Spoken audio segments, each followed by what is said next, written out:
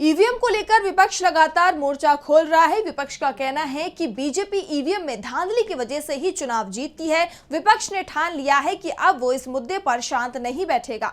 Supreme court तक ये मामला पहुंच चुका है, लेकिन इसी बीच केंद्र सरकार ने चुनाव प्रक्रिया में बड़ा बदलाव करने की प्लानिंग कर ली है। आखिर क्या है सरकार की प्लानिंग, जिससे घिर गई मोदी सरकार? जानने के लिए देखिए ये रिपोर्ट। विपक्ष चुनाव आयोग पर बीजेपी का साथ देने के आरोप लगाता है। खासकर महाराष्ट्र चुनाव के नतीजों के बाद विपक्ष ने सुप्रीम कोर्ट जाने का भी ऐलान किया था।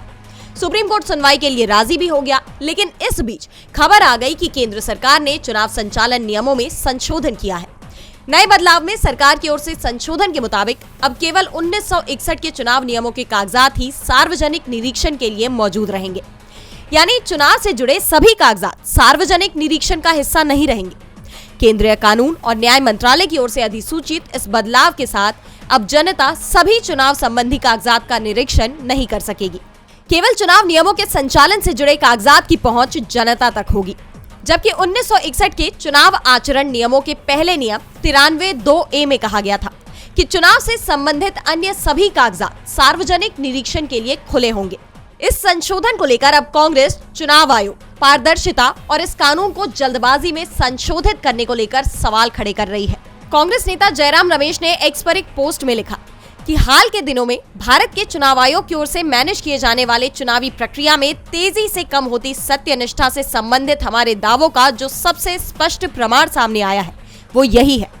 पारदर्शिता और खुलापन भ्रष्टाचार और अनैतिक कार्यों को उजागर करने और उन्हें खत्म करने में सबसे अधिक मददगार होते हैं और जानकारी इस प्रक्रिया में विश्वास बहाल करती है।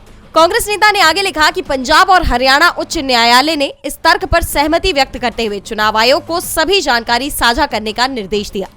ऐसा जनता के साथ करना कानूनी रूप से आवश्यक भी है, लेकिन चुनाव आयोग फैसले का अनुपालन करने के बजाय जो साझा किया जा सकता है उसकी लिस्ट को कम करने के लिए कानून में संशोधन करने में जल्दबाजी करता है।